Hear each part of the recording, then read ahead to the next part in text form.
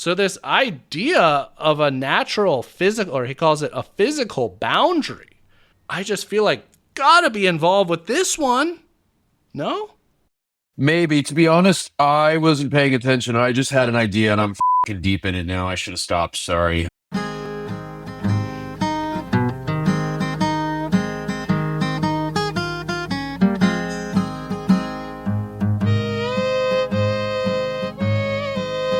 Welcome back to the hunt for Posey's treasure. This is episode number 7. Date of recording is June 19th, 2025. Yes, indeed. Welcome back. As I said to start, we are here, and maybe we've earned a little bit of respect after our last episode. We got some positive feedback, some folks realizing we're not just two freaking morons. Well, I mean, we are, but we're going to put some effort into this thing, and we're going to reveal some wrinkles and some things you maybe not have seen.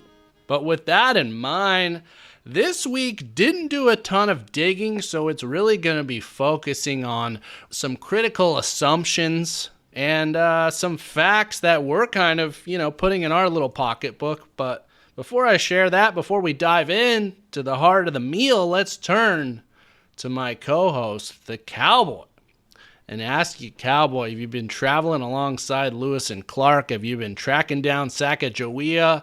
Where have you been? What's going on with your latest solve? Wow. Thank you for that decent introduction. Yeah, my week. What a week. Yeah, I've been following Lewis. I've been thinking about Clark, and I've been tracking Sacagawea. I'm actually in Northern California right now. I am not in search of the treasure. I'm in search of a paycheck, actually. I'm at a conference in the Bay Area, so I'm in a hotel. That's why my audio isn't as pristine as it always is.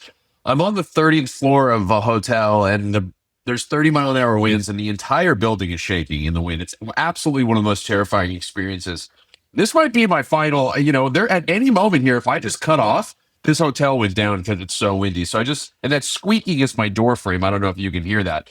So really interesting, scary situation I'm in right now. Maybe I'm being a baby about it, but yes, my week wasn't as fruitful because of this work and this conference. Life gets in the way sometimes. I wish I could just do this full time all the time, but you gotta pay the mortgage and take care of the girlfriend. So yes, but it was a fun week, a good week. We had some interesting conversations with our friend Clowns. We've kind of formed this trio of delicate information. Clowns told me not to mention his solve, so I probably shouldn't do that. I'll veer away from that. You would probably edit it out if I did, but he's feeling very, very interested in something I still don't fully comprehend, to be honest, but we're not going to get into that.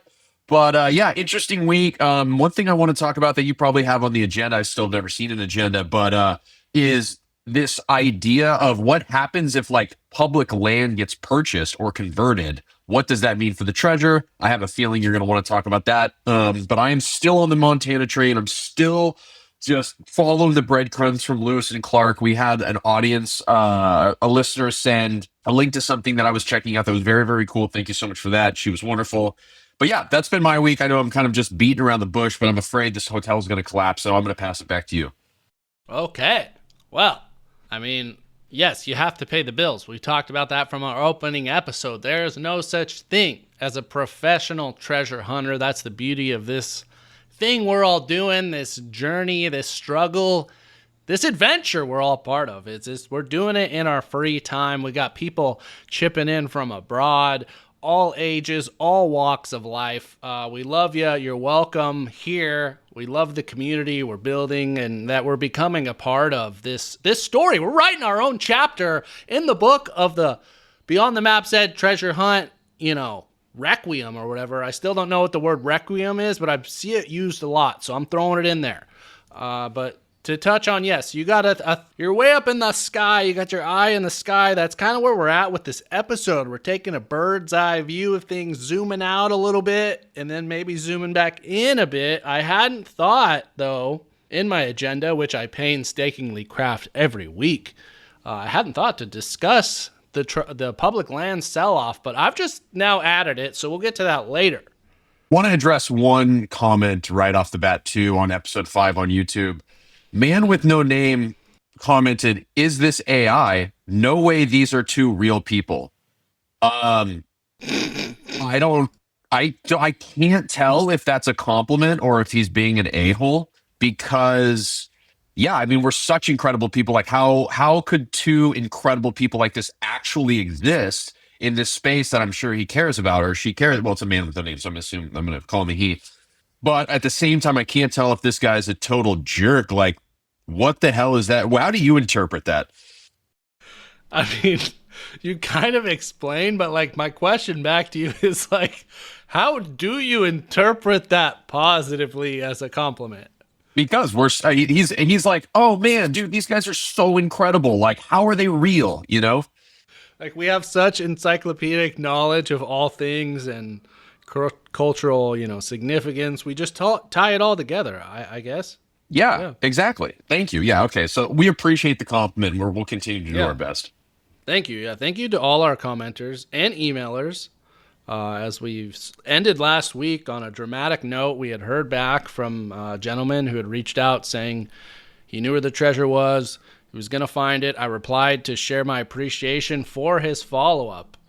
But he didn't share his solve. He remains convinced. He is zeroing in on the location, so we will stand by and share any updates that we receive with y'all listeners. Yeah. The classic, I know where it is. I'm going to find it, and then the silence. Yeah, but we did hear something, so salute to you, sir. So with that said, let's dive in here. I touched on it. What we're going to focus on today, last week a little bit, was the New York Magazine expose done by Benjamin Wallace, published earlier this year. Again, it says updated March 27th, 2025. It was the New York Magazine article titled Forrest Fenn's Great 21st Century Treasure Hunt, a sometimes maddening, occasionally deadly, brain-scrambling search for gold in the American West. And the highlights, specifically, I'd like to dive into. Let's go into it first. And the whole reason for this, if you're wondering, why am I going to be wasting my time listening to these jumbos, whatever you want to call us, insults, AI people. Or compliments. Yeah, or compliments. Talking about an article about Fenn. We already know what happened. But again, I contend that you got to get inside the mind of a Justin Posey. And this is an interesting situation. It's like we got two films here, two situations. First situation was the Fenn hunt. Fenn was the treasure hider. Justin was the treasure finder. Now, Justin has switched to the role of the treasure hider. But I believe there are many insights to be gleaned from when he was doing exactly what we are doing now, trying to decipher a poem, trying to uncover clues in a book in order to figure out where this treasure was. So that's all to say. I want to learn more about his psychology. So first up in that regard is a quote here from the article. Curious for your thoughts. It is quote unquote, he, being Justin Posey, felt the key to narrowing the universe of possible solutions lay in studying Fenn and the places that were special to him. That's got to be the same thing here, right? Yeah. I mean, I think it would be, and I know that you've been advocating for this. I can't tell if you're like doing this right now to like turn the knife in my back and like make me realize that you were right the whole time, or I don't know what you're trying. I don't know if that's the intent of this, or if you're just. Well, let's pause there, because listeners, I want to hear from you. Every time I'm talking on this damn podcast, I get perceived slights. For the Cowboys perceiving so many slights and knives being jabbed into him from me. Is that coming across to y'all, or does this man just have like a victim complex? Go ahead, though. Yes, it is. Oh, see, that's what they said. So. Basically, yes, I agree. Obviously, he's going to pattern this hunt around something that he truly cares about. Yes, I agree with that. That is like a baseline duh. So, yes. Okay, well, one of the big debates here, which actually, that was the other thing I'm going to know, is you're referring to him as clowns. It's Dr. Clowns, all right? He didn't go earn his damn PhD for nothing here at Clown College. Secondly, what we talked about on our chat was the word sacred is very interesting. Wonder guards this sacred space. Does sacred mean sacred objectively or in the sense of some lore, like maybe the sacred lands of Sacagawea's tribe? Or do you understand that as sacred to Justin himself? Where do you stand on that word? I think instinctively go towards more of like a Native American or like an ancient groups. Like that's what I interpret it as. It's like Okay. a sacred place because yeah, for me it's just like I don't know why my brain just always goes there. You don't hear Okay. sacred. The word sacred is either like religious typically or I almost like a vintage term. People are like, oh, that's like a sacred new thing. Like it's kind of bizarre to me if Justin was like, oh yeah, that's a sacred place to me. People don't talk like that anymore. I mean, I mean, people will or can, but like, you know what I mean? It just seems a little. I always go more old school with it personally. I think I'm on the other side, but I do think you pose very, fair points. So Would you ever describe like a childhood spot or something that meant a lot to you as sacred? I mean, maybe like there's a place by our favorite beach spot that we would go to like every summer in high school, and we would like have there's still like I think charcoal drawn on the rocks that we covered in wax that's still there. To me, I might consider that sacred, but I'm not the one who hid this. If I go to Justin, I could kind of see it because there's a lot of romantic. You haven't read the book yet, but there's a lot of romanticism just about these really like minor things and places. But I think you made fair points. So I think you've kind of pulled me, if this was a continuum, a spectrum of like sacred means purely external or sacred to Justin, you've pulled me a bit away from sacred to Justin. I do think that's interesting. I think that sacred too also is probably like it's a nature reference. Like there's sacred nature places that I think go beyond like religion or like higher power or like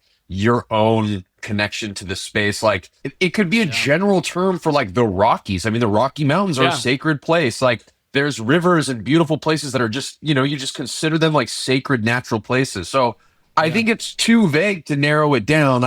I mean, it's tough. Yeah. But I guess the final question before we move on is when you think about Fenn's hunt, 9 Mile Hole, would you consider that sacred to him? It seemed like a very... Well, of course. Yes.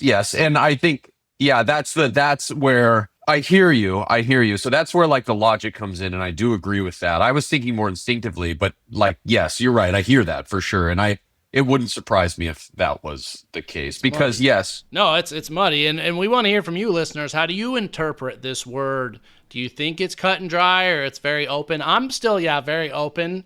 But I think this has already yielded some interesting thoughts on this. So yeah, wanted to tie that in because I felt like that first quote about it's a place that is special to him. Sacred inherently means a special place, but typically, as you said, it has connections to religion or like some sort of, shared kind of belief system connected to. I don't know.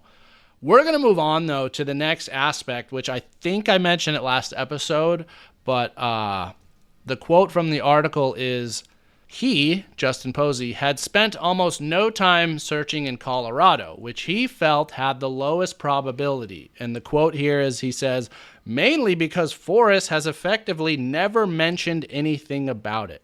A lot of people felt that was a clue right there, that he didn't want to slip up. That's why, so I'm in spitball here, that's why he didn't mention Colorado ever. So he completely omitted it. But Justin says, I felt that Forrest was more brazen than that. How do you feel that applies to this book? Because one way to interpret it is, okay, if you're only looking at locations that are in the book, Justin's book, then you're assuming he's brazen. He's fine putting it out there. But then maybe it's the opposite. Maybe that he doesn't want it to be obvious. So if it's in the book, it maybe rules it out. You know what I mean? Is this making sense? Yeah, it's making me think about something you were just saying. It's more like there's this okay, so it kind of relates back to the sacred places thing. Like obviously Fenn put it in a place that meant something very dear to him, fished there with his dad. Justin, it comes down to the question, do you think that Justin is going to follow Fenn's ideology with hiding a treasure and how he presents the clues, where do you think he's going to veer from that if he does? I think that it's probably sentimental. But I don't think it's going to be. I mean, you're getting really detailed, like, and at the same time, I don't think Justin's going to do it the same way as Fenn, like to a T. Obviously, he's going to veer off in different ways, and I think what we're doing is we're trying to figure out where is Justin doing it different than Fenn? That's the question mark, right? And I think that like we agree, he's probably following like the sacred route that Fenn did with the location being something very dear and sentimental to Justin. But when you're talking about this, this might be where we diverge a little bit. I'm not sure he's going to do it that way, if that makes sense. Yeah. I just thought it was an interesting contention that a lot of people were like, no, if he mentioned it in the book, like, it's out. He's not going to just put it in the book. But sure enough, he did. And I'm on the camp of like, I absolutely think it's going to be maybe not explicitly like the X marks the spot, but I do think like if you took and cataloged all the locations mentioned in Beyond the Map's Edge book, I got to imagine one of those is like really close or one of the points in the poem on your way to the search, but maybe not. Maybe he really wants to take a while and it's like, nah, these are just clues and you're going to have to go even further. I don't know. I would be absolutely shocked if the treasure was somewhere that wasn't mentioned in the book. Then I'd be like, why did you write the book, man? Like, what? Why did you write the book? 3 versions of the book that we all had to buy. I haven't bought one yet, but you know what I mean. Yeah.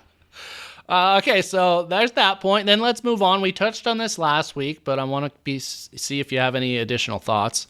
That at one point, Justin became interested in the 45th parallel, roughly halfway between the equator and the North Pole. He developed solves along with it. He headed from Las Vegas to West Yellowstone after the treasure was found to check out a GPS-based solution to the poem, which depended on deriving numbers from homophones, like FOR equals FOUR, and that led to latitude and longitude. And the fact that he's involving homophones and homonyms, I've done that with you. We've talked about there's certain words in Justin's poem that could be interpreted differently too if you consider them homophones or homonyms. So there's 10 plus homonyms in this poem. The ones that I have found are find, F-I-N-D, could also be F-I-N-E-D, likely not meaningful. Write, R-I-G-H-T, could be write, W-R-I-T-E, or R-I-T-E, the act of, writing with a pen, or rights, which are like given to somebody, or then we have cite, which could be S-I-T-E or C-I-T-E. We have whole, H-O-L-E, which could be W-H-O-L-E, whole, as in the full amount. Poll could be P-O-L-L, likely doesn't seem meaningful to switch something to something you vote on, a poll. Gait could be G-A-I-T, which is basically the cadence of your walk or, at which you're traveling. Hold, H-O-L-D, could be H-O-L-E-D. Rivers could be reverse. Okay. Minds, M-I-N-D-S, could be M-I-N-E-S. There's also, if you combine different words and read them in a certain way, it can like yield a different word. Okay. How has that been going for you? Have you made any connections there? He says, wisdom waits in shadowed sight for those who read. Sight for cipher. I don't know. And then this one's got a little crazy. He says, like a river's steady flow, what you seek, flow, what, float. Who read? For those who read these words just right, who read, hurried. I don't know. Interesting. Okay. Keep going. That's all I got. I mean, yeah, I don't know. I'm not as convinced. We've gone down the homophone, whatever that freaking word is, path. And it's just like, it's not registering for me. I don't think it's there. I think what you said prior to that with the 45th parallel and like searching off something with degrees, I still am very convinced that the line foot of 3 at 20 degrees, like there is something is there with that. And I think that he's pointing to something there I've already explained my theories on it, which lead to California, which probably isn't right. Well, looking at that though, like there's, I wait for you to cast your pull. Could that be a 4-2? And then we have foot of 3, 20 degree. We've talked about that. So maybe I will have to dive in and really see if there's any that can be made to be numbers beyond just 2 and 4 and 3 and 20 degree. But I just did think it was interesting that he was getting that granular to like thinking Fenn had embedded straight up latitudes, longitudes. I had written that off, I said last week, but the more I get into this, the more I consider that. Yeah, so that actually just gave me an idea. I need to write this down while we talk because I want to look something up. It just gave me a really good idea. Well, we'll move on. That's just some food for thought for y'all listeners. I've already shared these morsels with the cowboy. But additionally, moving on in terms of interesting nuggets from this New Yorker article or New York Magazine article, they're reflecting on where Jack Stoof found it. I was notified that is how you pronounce his last name. Thank you to the YouTube person for clarifying that. He says, less than a mile to walk, no elevation, very simple, approachable. There's a physical boundary, which was the Madison River, in the form of a water crossing.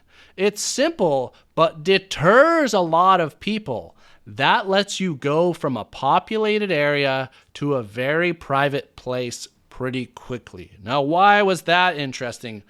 I think it's super illuminating because we've talked about in the FAQs and the announcements, Justin said, you don't have to go more than a mile from where you park your car to know where the treasure is. But then he said he didn't want to hide it somewhere where someone's just going to stumble off of the trail and find it. So this idea of a natural physical, or he calls it a physical boundary, I just feel like gotta be involved with this one. No? Maybe. To be honest, I wasn't paying attention. I just had an idea and I'm fucking deep in it now. I should have stopped. Sorry. Oh my God, I may have just figured something out and I'm kind of freaking out about it. But sorry, let me step away from this. What the hell were you talking about? Sorry. I was talking about Justin reflecting on where Fenn's treasure was found and how it was on the other side of a river, and he described that there's a physical boundary in the form of a water crossing that deters a lot of people and lets you go from a populated area to a very private place. And I said, I think, yes. And I think with, that lines up with what Justin said, where his treasure is.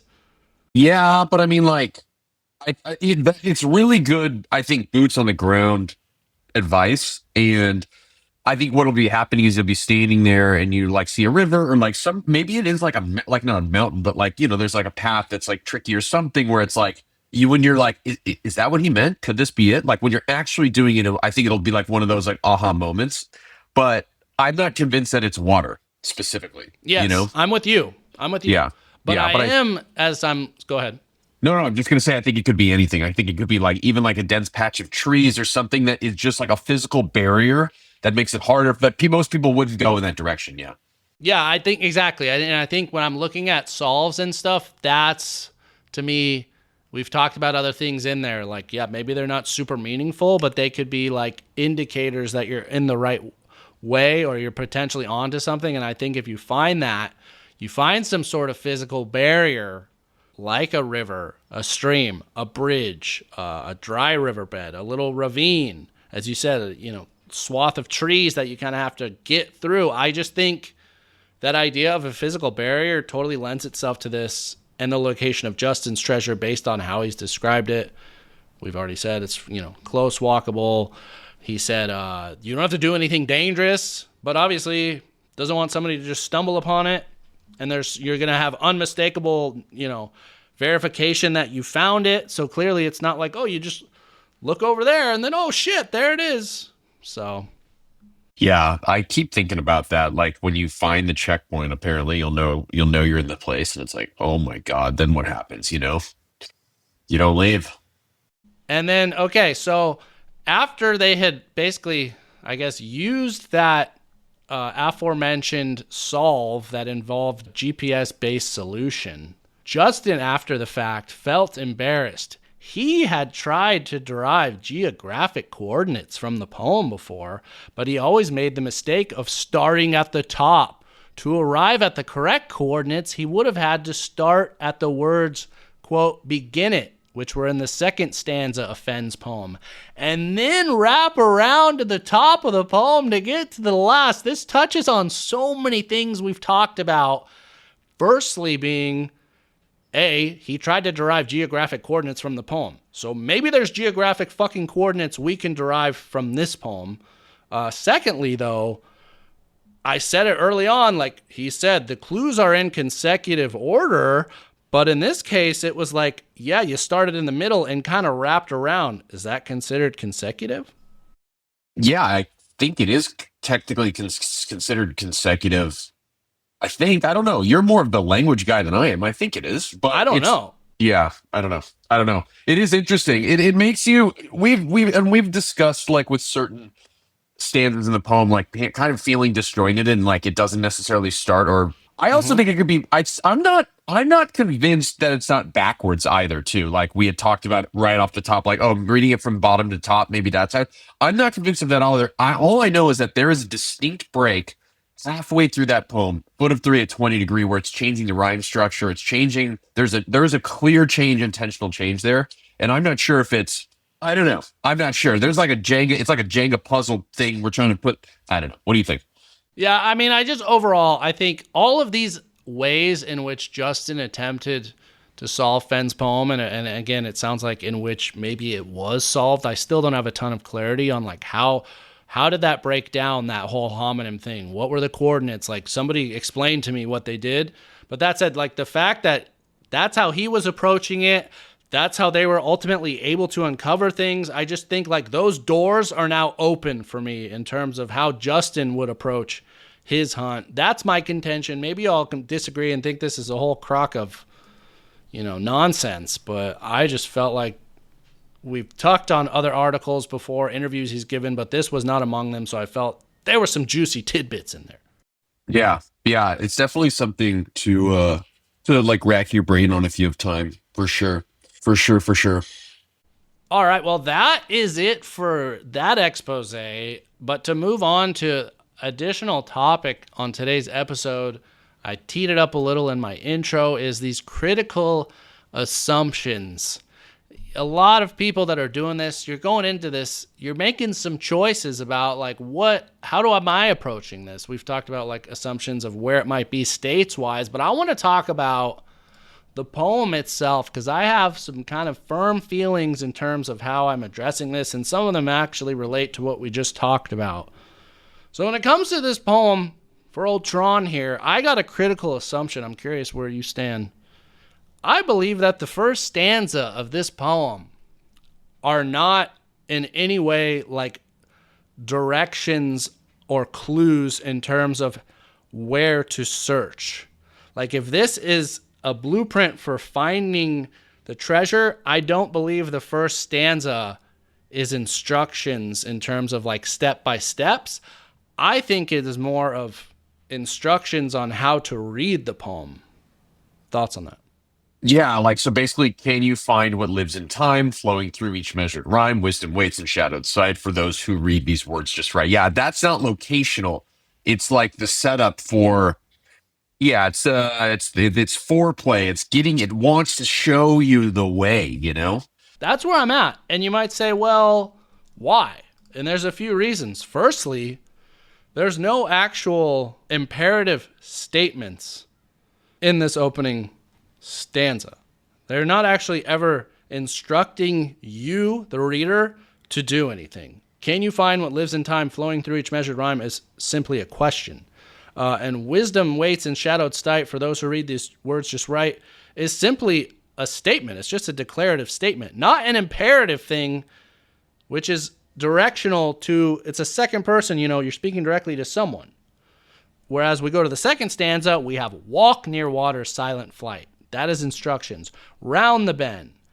I wait for you to pass your whole knot. But again, the third stanza is kind of similar to the first. Aside, I guess, return her face, that's an instruction. But I think if you just look at it through this lens, it supports that idea. And to go back to Fenn's treasure, the same thing. The opening stanza of his was, as I have gone by, alone in there, and with my treasure bold, I can keep my secrets where a hint of riches new and old. That's the first stanza of Fenn's poem. Not instructions about where to go. It starts in the second stanza where he says, begin it where warm waters halt. I think we got the same thing going on here. You agree? You disagree? Where you at? Yeah, I agree. I definitely agree. The only thing that I will say about the top, which I'm not convinced isn't wrong, is there was that connection with wisdom, how the settlers after Lewis and Clark had renamed that river by Big Hole. They didn't know that it had already been named, so they called it wisdom. And now that they ended up realizing years later that it was something else. So that's where, yeah, maybe it's not actually instructions or like action words telling you what to do, but like it may be, there's some intent to it, obviously. Like it's not, I don't think he's just throwing filler in there. You know what I mean? I think, Yeah. I want to believe everything means something. I want to believe that. Yeah, no, and I don't think it's meaningless. I think ultimately it's telling you how to decipher the poem, and it's certainly super meaningful information that shouldn't be ignored. But the other part of this, which I've since felt less firm about, but I felt like was a contributing factor to this theory, was if you look at the poem on the website, I have to recall if it's exactly formatted the same in the book, the ebook, but certainly on the website. If you look at it and you zoom out so you can see the whole poem top to bottom, it kind of looks like that first stanza just like has its own alignment. Like it's not in the same alignment. It runs a lot wider than the four stanzas below it. But as I've looked at it more, it does appear that the first letters of each line are aligned. So maybe it's just that that first stanza just runs a little long, so that's why it's wider. But that was one of my things. And then just the fact that he's like a computer engineer, coder. Like to me, that's a brain that likes things to have symmetry. And this is a 5 stanza poem. 5's a kind of a gross number. 4, much cleaner. So it's like one stanza of instructions, 4 stanzas of like search. I don't know. That again, this is where I'm at. These are my critical assumptions. I mean, but for the same reason, like, I don't think the last paragraph, truth rests not in clever minds, not in tangled, twisted finds, like a river steady flow, what you seek, you already know. Like, there's nothing in that. You could say the same thing about the first and the last, you know? That's true. That's a fair point. Yeah, I think like the middle 3, I mean, yeah, these, I don't know. I cannot get past her foot of 3 at 20 degree. Like, I just can't do it. But that's just me. Well, beyond that, my only other critical assumption for me is you've been talking about that line, that stanza a ton, foot of 3 at 20 degree, how the poem splits in half at that point. Do you believe that would lend itself to that being that kind of midpoint of the poem is the checkpoint on the journey? Do you think any connection there or no? What do you mean by that what do you mean by that? Because like the big question is, where does the checkpoint occur in the poem? And you seem like you're pretty strongly feel that there's a clear break point in the poem on that line, because what was it? There was like 10 rhymes above it, 10 rhymes below it. So do you then think that could maybe indicate that's where the checkpoint is, like the halfway point, literally? Or is that just not, I'm just making connections where there are none?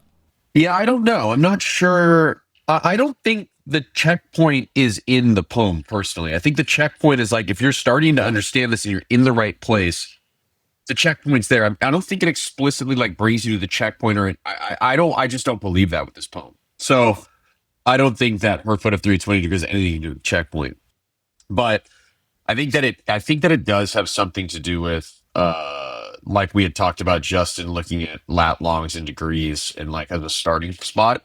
But then where it really gets like kind of upended for me is that, you know, we had talked about this. There's like a chronological clue component that Fenn did. And you believe that this also is like clear 1, 2, 3 instructions, like here and then here and then here. A to B to C to, yeah. Yeah, that in the middle of this is like, okay, well then why it doesn't quite add up at that point. You know what I'm saying? Interesting. I don't know if for me, I could put it squarely in the camp of a assumption that I'm full blown committed to, but I feel very strongly that there's a certain punctuation mark in this poem that to me stands out. And that to me, I believe, is either the checkpoint or the point at which you got to go boots on the ground. And that punctuation mark is the semicolon, which is, interestingly enough, positioned right after the line, "In Ursa East his realm awaits." Semicolon. Yeah. All the other punctuation in this is periods and commas. Why a semicolon, Tron? Why? What does that matter?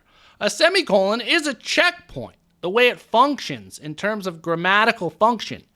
It acts effectively as a period, but it is not considered the end of a sentence. It ends a singular thought within a sentence. So what follows is another thought, but they are all considered part of the same sentence when you have that punctuation mark. So I just think, especially being a coder, marks are important in that.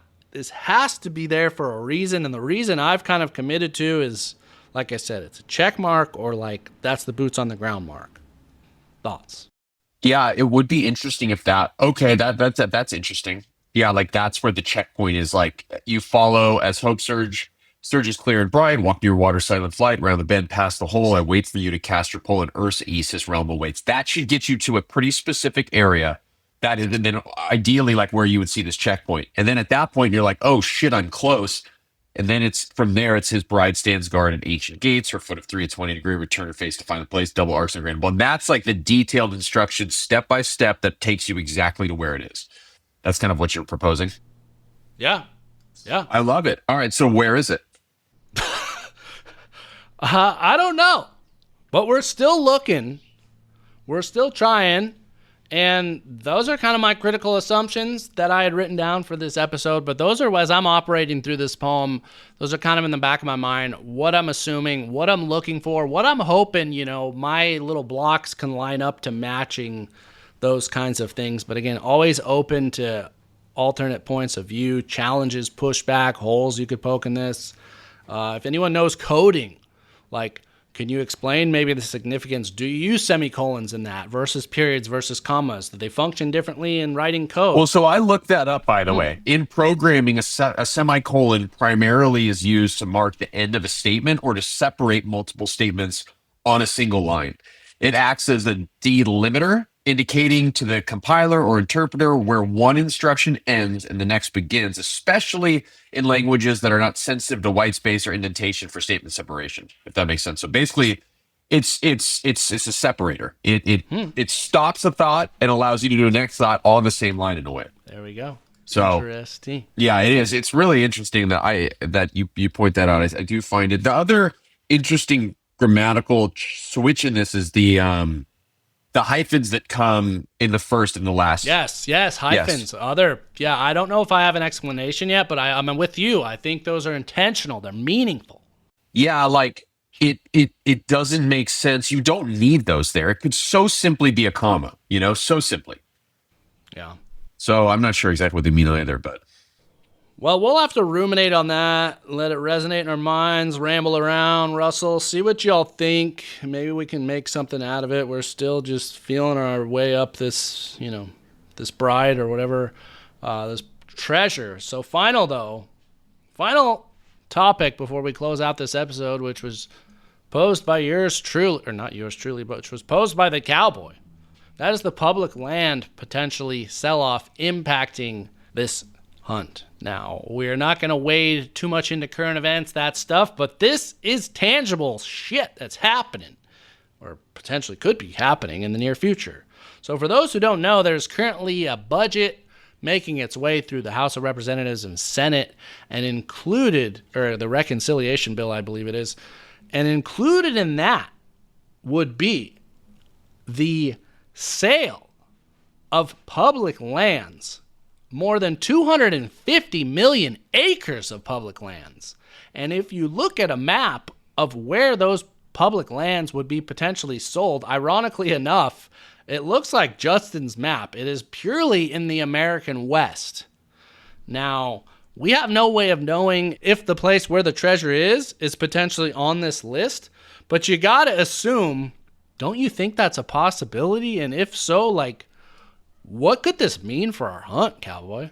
Yeah, well, what would happen is if it was on that land and if this did happen, Justin would have to make an announcement and say, hey, I'm moving the treasure. Unfortunately, like, he's not going to just let that go there and get developed, or like he'd go back and get it, right? Like that would have to happen and he would have to make an announcement. And then we would all know probably where more or less this was. So I think it's very interesting.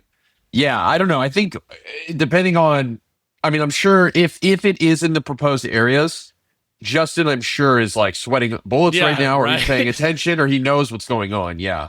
He's calling his congressman right now. Well, it's interesting because the funny thing is that he can't say anything publicly about it because that would tip the hunt, because if he were to be like, if he were to mention it at all in any capacity, people would be like, oh, wait, where are these spots in which they may be developed and not be public land anymore? You know what I'm saying? And then at the same time, though, that's 250 million acres that could include. Like, does that really narrow it down?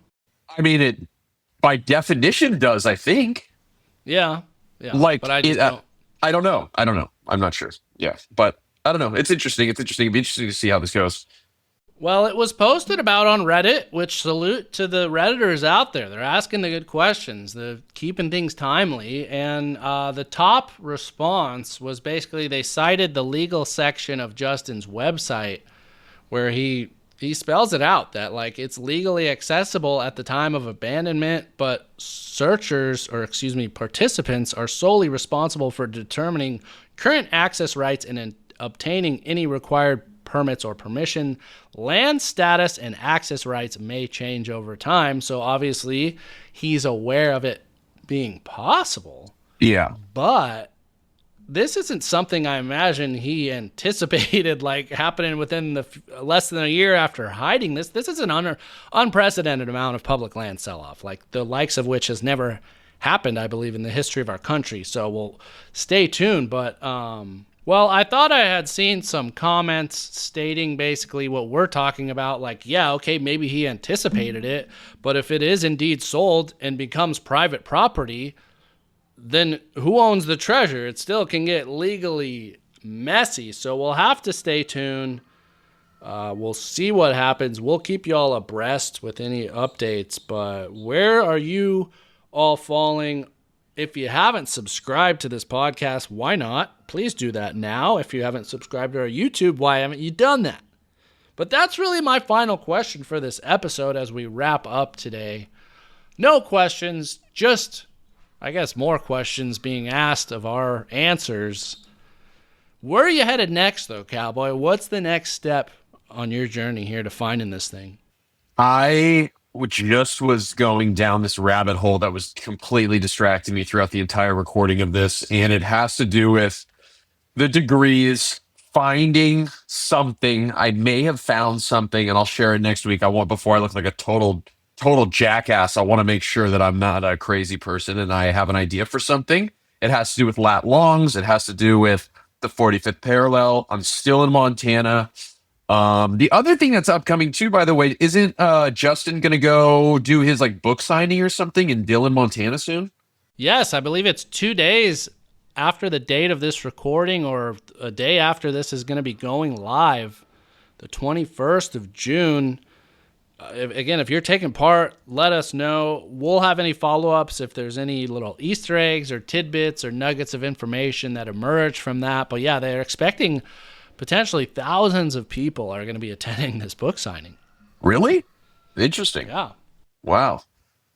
Very cool. A lot of folks in the area in Montana. Are they close to the treasure, or is he leading them away purposely? We won't know at this time, but we're going to keep searching. As for me this week, I'm going to start doing some actual like map looking, start ruling out some places. As I said last week, I shared a short list of locations that were associated with the word whisper in the book. I'm going to continue to do that, revisit my notes, see if I can draw any more connections. But that's going to do it for us this week. So until next time, my friends, keep digging. Please share any information you have. We need help so bad. Yes, please share anything. No judgment. Yeah, well, thank you in advance, and happy hunting. Stay safe.